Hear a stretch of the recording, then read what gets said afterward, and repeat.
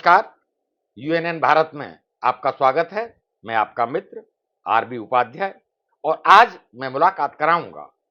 पहले भी आप श्याम सुंदर त्यागी जी से मिल चुके हैं। त्यागी समाज के बारे में बहुत सारी जानकारियां इनसे पहले हम आपकी मुलाकात करा चुके हैं। आज पुनः उसी कड़ी में श्याम सुंदर त्यागी जी का यूएनएन भारत में स्वागत करते हुए कुछ और जानकारियां या आज के राजनीतिक परिदृश्य में क्या चल रहा है। ब्राह्मण महासंघ के आप राष्ट्रीय अध्यक्ष हैं। आइए उनसे हम जानते हैं। पहले हम जानेंगे कि जातीय जनगणना विपक्ष पुरजोर मांग कर रहा है मजबूती के साथ, और अगर जातीय जनगणना होती है तो ब्राह्मण को क्या करना चाहिए और आप क्या संदेश ब्राह्मण समाज को देना चाहेंगे, हम जानना चाहेंगे माननीय श्याम सुंदर त्यागी जी से। त्यागी जी, स्वागत है आपका और आप क्या राय रखते हैं? सबसे पहले तो उपाध्याय जी नमस्कार आपको बहुत बहुत धन्यवाद। देखिए, आपने जैसे ये बताया है कि भाई आज की राजनीति में आपने देखा होगा कि हर राजनीतिक दल जो है, कुछ लोग समाज को बांटने की स्थिति में मन स्थिति रखते हुए वो जातिगण जनगणना के आधार पर आज राष्ट्र को इतने दिन हुए आज़ाद हुए होगा, आज भी जाति की बातें करते हैं जी। और वो कहते हैं भाई जाति जनगणना कराओ। और उनका मेरे हिसाब से एक ही उद्देश्य है कि राजनीति में, जैसा आपने देखा होगा पीछे भी जातिवाद करके जिस तरह से आरक्षण में लोगों को बांटा गया, तो ये जाति जनगणना जो है, ये ब्राह्मण इस देश में अलग अलग टाइटल्स हैं, आपने देखा होगा जी। कम से कम नहीं तो 400-500 टाइटल हैं ब्राह्मणों के। जी। लेकिन सबकी जाति ब्राह्मण है। जी। उसमें मोटे तौर पे आपने देखा होगा 25-30 तो 40-50 तो ऐसे नाम हैं जो भाई ब्राह्मण सभी जानते हैं। गौड़ ब्राह्मण, त्यागी ब्राह्मण, उपाध्याय ब्राह्मण, नपुंसकपाद ब्राह्मण, मोहियाल ब्राह्मण, भूमियार ब्राह्मण, तरह तरह से अनेक ब्राह्मण हैं। दिक्कत यहीं से शुरू होती है त्यागी जी जी कि हम लोग अपने अपने उसमें जो टाइटल है, मेन जो थीम है वो ब्राह्मण है।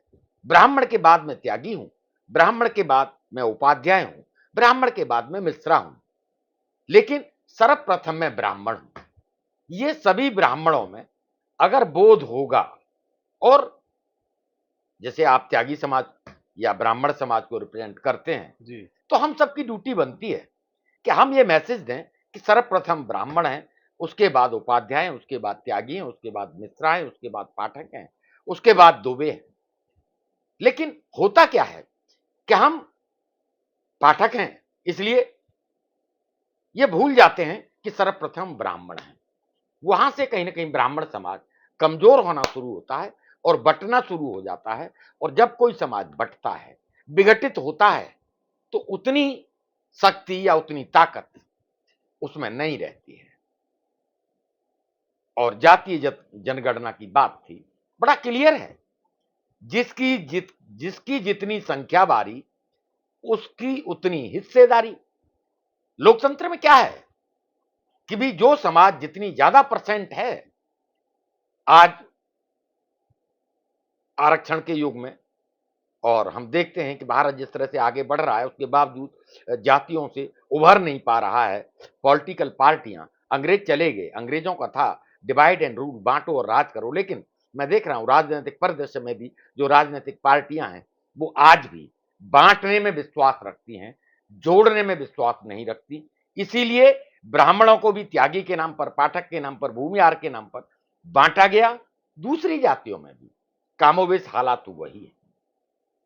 ब्राह्मणों को यह समझना होगा कि सर्वप्रथम हम ब्राह्मण हैं, और अगर जातीय जनगणना होती है तो सर्वप्रथम जाति में ब्राह्मण लिखना होगा, न कि त्यागी, भूमिहार। अलग अलग जो टाइटल हैं, टाइटल सेकेंडरी है, प्राइमरी जो हमारी पहचान है वो ब्राह्मण है। दूसरा जो आज चल रहा है, मैं देख रहा हूं जी कि जो संवैधानिक पद हैं जो आज का राजनीतिक परिदृश्य है, उसमें ब्राह्मणों को संगठित कैसे किया जाए? देखिए, आपने जैसे अभी उपाध्याय जी बताया है कि राजनीति जो अभी, अगर आप अब से 30 साल पहले जाओ तो लोग जाति को भूल चुके थे। जाति की बात ऑफिसों में नहीं होती थी पढ़े लिखे लोगों में, और हर आदमी ये चाहता था भाई जो भी पिछड़ा समाज है वो आगे आए। जी। लेकिन पिछले कुछ समय से 25 20 25 30 साल में जाति के ऊपर ही राजनीति पूरी चली है। और आपने देखा होगा आज भी अभी नीतीश कुमार जी बिहार में, भाई वो जैसे ही अपने बीजेपी से अलग हुए तो उन्होंने जाति जनगणना का एक मुद्दा उठा लेकर के और उसको उसके सहारे वो केंद्र की राजनीति बढ़ाना यानी चाहते हैं। आप समर्थन करते हैं कि जाति विहीन समाज भारत की जरूरत है।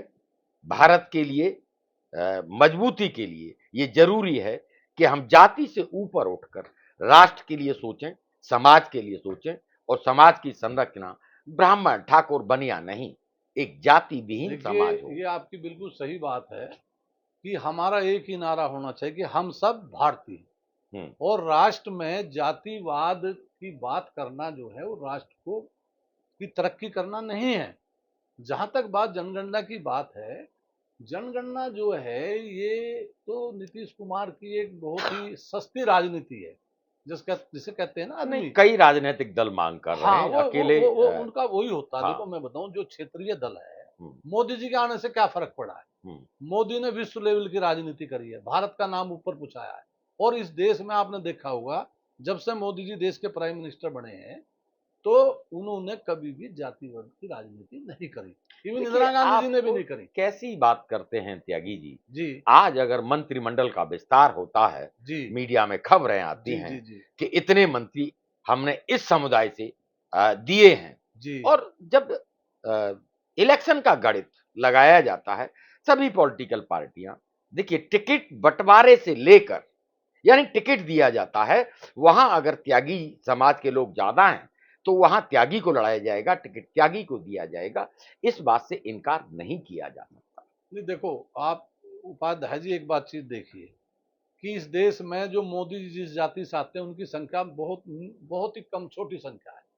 लेकिन देश की जनता ने पूरे 130 करोड़ जो हमारा देश है उसमें से एक मेजर संख्या ने प्रधानमंत्री का पद मोदी जी को दिया, और मोदी जी के नाम से ही पूरे देश में चुनाव जीता।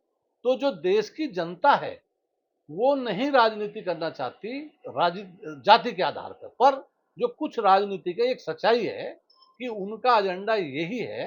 और ये आपकी, मैं इस बात से इनकार नहीं कर रहा कि आज भी उस दबाव, ऐसे लोगों की राजनीति के दबाव के कारण कहीं ना कहीं राष्ट्रीय पार्टियों को भी जब वो मंत्री बनाते हैं या कोई पद देते हैं तो जाति का सहारा लेना पड़ता है। ये सच्चाई है।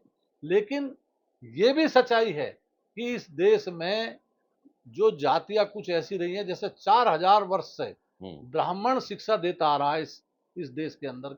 मतलब हमारे देश के अंदर अगर आप इतिहास देखेंगे तो 4000 साल पुराना इतिहास है, जिसमें शिक्षा को ब्राह्मणों ने ही सबसे आगे होकर के आगे बढ़ाया। लेकिन अब मैं दूसरी बात बताना चाहता हूं आपको कि ब्राह्मण समाज को भी सजग रहने की जरूरत है। हमारे टाइटल हैं अलग अलग, जैसे मैंने बताया मैं त्यागी ब्राह्मण महासंघ का राष्ट्रीय अध्यक्ष हूं। तो त्यागी तो हमारा टाइटल है, भाई हमारी जाति तो ब्राह्मण है। जितने भी हमारे, मैं बताऊं, दुबे हैं, त्रिपाठी हैं, तिवारी हैं, और भी मैंने पहले भी नाम लिए हैं, चौबे हैं, और बहुत लोग हैं, पाठक हैं, सब हम ब्राह्मण हैं। तो ब्राह्मणों को भी देखो सचेत होना चाहिए। अगर जाति, पहली बात तो जाति के नाम पे जनगणना राष्ट्र के हित में नहीं है, लेकिन अगर होती है तो हमारे लोग ब्राह्मण हैं, इसमें कोई दो राय नहीं। हम ब्राह्मण लिख करके जनगणना करेंगे। और आज भी इस देश में ब्राह्मण बहुत बड़ी संख्या में है।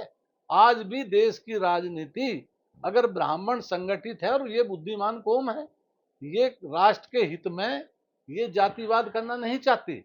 लेकिन जब जरूरत पड़ी है, जब जब ब्राह्मण समाज को, तो ब्राह्मण समाज किसी भी क्षेत्र में पीछे नहीं रहा है, चाहे वो राजनीति का क्षेत्र है। और जरूरत पड़ेगी तो मैं अपने सभी त्यागी ब्राह्मण, जो भी ब्राह्मण हैं, वो सब ब्राह्मण हैं, उनके टाइटल अलग हैं।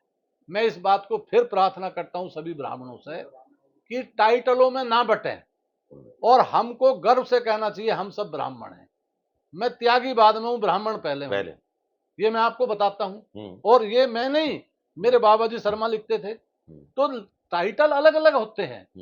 टाइटल तो हमारे यहाँ प्रकाशवीर शास्त्री थे, पंडित प्रकाशवीर शास्त्री लिखते थे वो त्यागी, लेकिन त्यागी तो ब्राह्मण ही तो हैं। त्यागी हुए आप जितने भी ब्राह्मण हैं वो अलग अलग टाइटल हैं। जैसा आपने बहुत से नाम लिए, मैंने भी लिए, दोबारा दोहराने की जरूरत नहीं है। त्यागी कम, ये ब्राह्मण समाज कम से कम नहीं तो बहुत इनके उपनाम है, लेकिन इनकी सबकी जाति ब्राह्मण। तो ब्राह्मणों को अपनी जब भी कोई बात आती है तो इसको हम पूरे राष्ट्र में ब्राह्मण समाज को राष्ट्र के हित में जोड़ना चाहते हैं, कोई जातिवाद के हित में नहीं। और ये मेरा मानना है कि जल्दी ही हम इसको बड़े लेवल पे, राष्ट्र लेवल पे सारे ब्राह्मण समाज को एक मंच पे लाएंगे और ब्राह्मण समाज राष्ट्र के हित में बड़ी हुंकार भरेगा। और वो राष्ट्र को कैसे मजबूत किया जाए इस बात को रखते हुए आगे।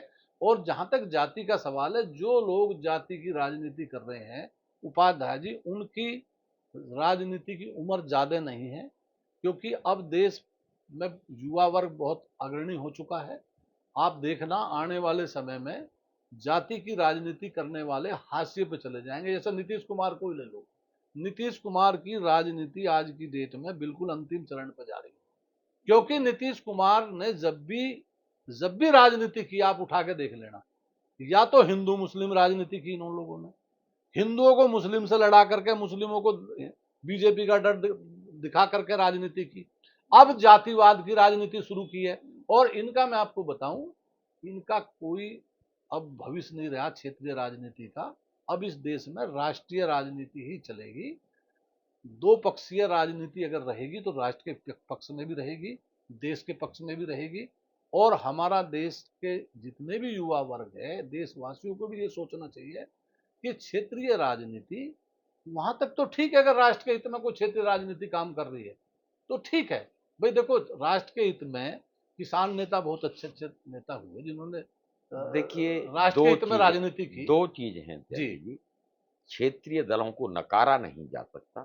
राजनीतिक परिदृश्य में आप क्षेत्रीय दलों को नकारने की कोशिश करेंगे तो मैं समझता हूं नहीं, वो बात आपकी सही है। आपने देखा होगा जो क्षेत्रीय दल अच्छा काम कर रहे हैं, ऐसा नहीं है, कुछ क्षेत्रीय दलों ने अच्छा काम किया है और वो बहुत लंबे समय से आ रहे हैं, तो वो अगर कर रहे हैं तो अच्छी बात है, जनता को उनका स्वागत करना चाहिए। लेकिन दूसरा, खाली जाति के आधार पर राजनीति करे आदमी और काम करे ना, तो उसको जनता को पहचानना चाहिए।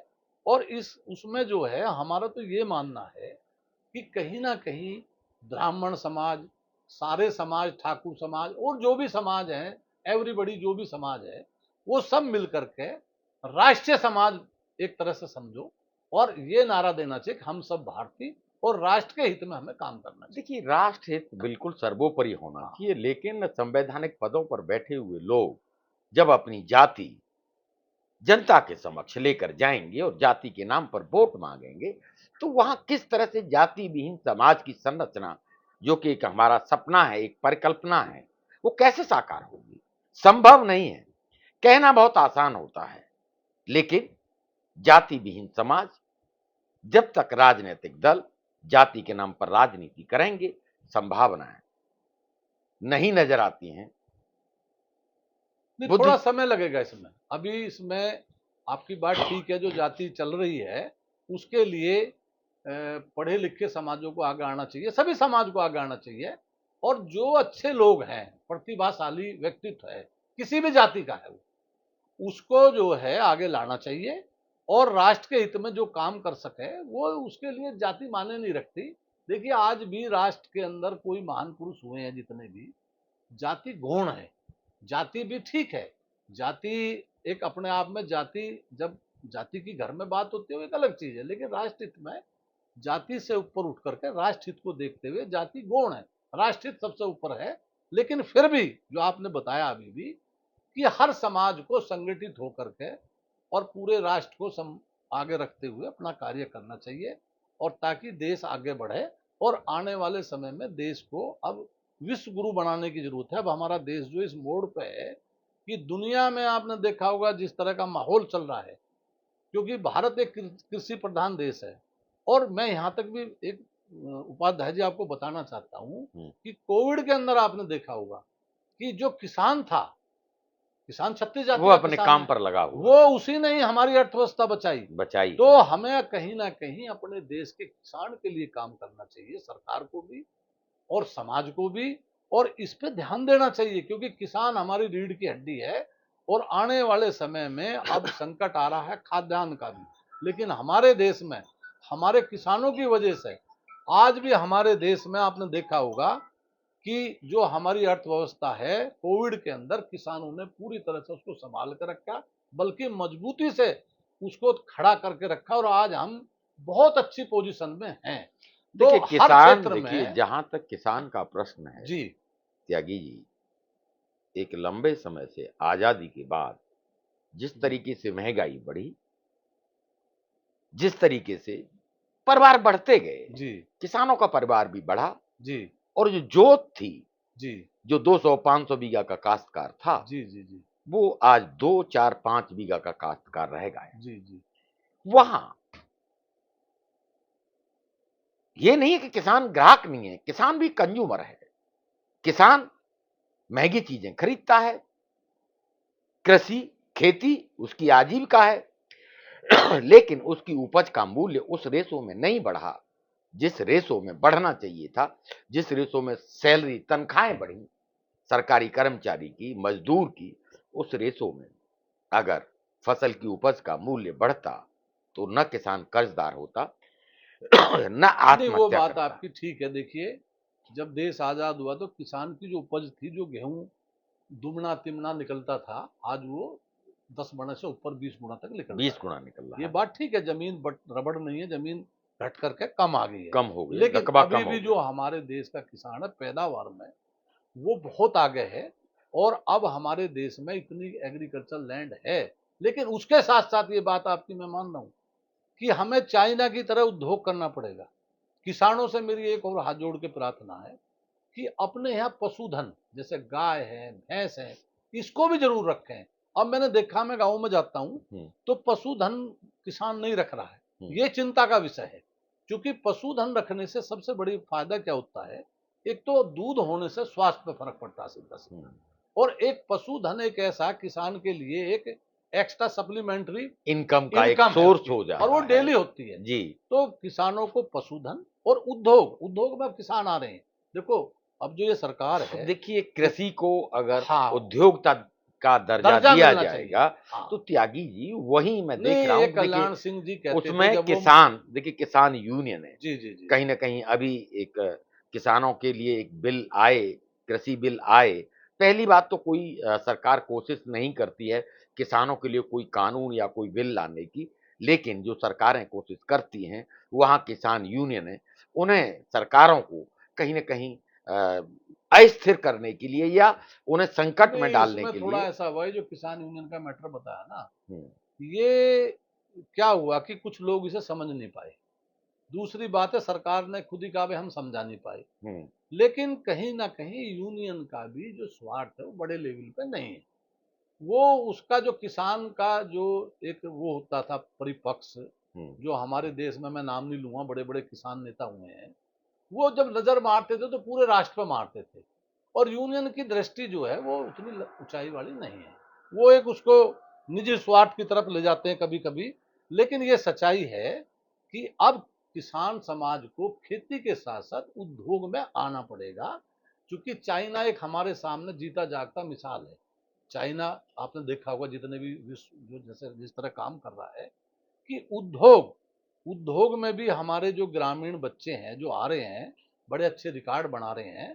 तो मतलब उद्योग, आपका कहना है हाँ कृषि को किसान, उद्योग का हाँ दर्जा नहीं, ये सरकार को कल्याण देना सिंह जी, मैं पड़ेगा। बताऊं, कल्याण सिंह जी जब मुख्यमंत्री थे वो बोलते थे कि किसान को उद्योग का दर्जा मिलना चाहिए। नहीं, कृषि को उद्योग का दर्जा मिल जाएगा तो हाँ, किसान तो को उद्योग उसके का उसका दर्जा मिल मूल्य जो है जाएगा, ना अभी, लेकिन उसके दुष्परिणाम भी देखो त्यागी जी उपाध्याय जी, सामने देखने को आएंगे। एक चीज त्यागी जी समझाऊंगा मैं मैं आपको। क्लियर करूं, देखिए उद्योग का दर्जा मिलने के बाद आज जो इनकम टैक्स नहीं लगता है कृषि की इनकम पर, अगर उद्योग का दर्जा मिलेगा तो वो इनकम टैक्स के दायरे में आएगा। नहीं, देखो और सुनो, किसान, मैं हाँ, बताऊंगा, इनकम टैक्स नहीं, उससे क्या फायदा होगा। हम्म, अभी किसान की जब उपज निकालते हैं, उसकी मजदूरी का कोई हिसाब नहीं जी, लगता। अब जिस दिन किसान की उपज का उसकी मजदूरी भी कैलकुलेशन करके और तब उसका न्यूनतम मूल्य लिया जाएगा, तो फिर मैं आपको बता रहा हूं जहां तक आप बात कर रहे हो इनकम टैक्स की, त्यागी किसान जी, तो सुनो एक मिनट, किसान तो राष्ट्र के हित में इतना मेहनत करता है कि इनकम टैक्स की तो इसे जरूरत ही नहीं है। उसका कारण है, आप अभी भी देखोगे किसान का बच्चा जो है, कितना भी बड़ा किसान हो, अभी भी वो राष्ट्र के हित में उसकी फसल, कभी आपकी वो आ गई, क्या कहते हैं, बाढ़ आ गई, कभी तूफान आ गया, उसको प्रकृति मार भी बहुत झेलनी पड़ती है। देखिए होता लेकिन है। मेन चीज ये है कि कहीं ना कहीं दूसरे कई कंट्रियों में किसान को जो उपज मिलती है, वो उद्योग का दर्जा कैलकुलेशन करने के बाद ये बात चल रही है। हम शायद मुद्दे से भटक चुके हैं। जी। हम ब्राह्मण की बात कर रहे थे, ब्राह्मण समाज की बात कर रहे थे। तो आप ब्राह्मण समाज को क्या संदेश देना ब्राह्मण चाहेंगे? समाज का तो हमारा यही संदेश है सर, कि सभी देश के ब्राह्मणों को, जितने भी हमारे टाइटल नाम है, उपनाम, चाहे वो त्यागी हैं, चाहे वो तिवारी हैं, चाहे वो त्रिपाठी हैं, चाहे वो सांडिल है, चाहे वो आपके कोई उपाध्याय भी जी हैं, गोत्र है, इवन कोई भी है, गौड़ हैं और चतुर्वेदी हैं, द्विवेदी हैं, बहुत सारे नाम हैं, मुख्य रूप से नपुद्रीपाद है, मतलब कम से बहुत कम सारे भी ये 250-500 नाम है, ज्यादा ही होंगे, ज़्यादा हैं, तो वो हजारों हो सकते हैं। हाँ, तो लेकिन उससे सब ये ब्राह्मण हैं हाँ, और अपनी जाति को बिल्कुल, ये सच्चाई जो है, जब कोलम आए उसमें ब्राह्मण लिखिए, बाद में उपनाम बाद में है, जाति पहले, हम सब लोगों की ब्राह्मण है, जो कि एक बिल्कुल सच्चा सच है, और इसको मानने में कोई बुराई नहीं है। तो और दूसरी बात एक भी है कि संगठित होकर राष्ट्र के लिए काम करें, ये मेरा संदेश है। संगठित होकर राष्ट्र के लिए काम हाँ करें और बस। ब्राह्मण फर्स्ट। मैं पुनः आपसे गुजारिश करूँगा कि चैनल को सब्सक्राइब करें, लाइक करें, शेयर करें। हम इसी तरीके से आगे भी सामयिक मुद्दों पर आपके समक्ष विश्लेषण प्रस्तुत करते रहेंगे। नमस्कार। नमस्कार। नमस्कार।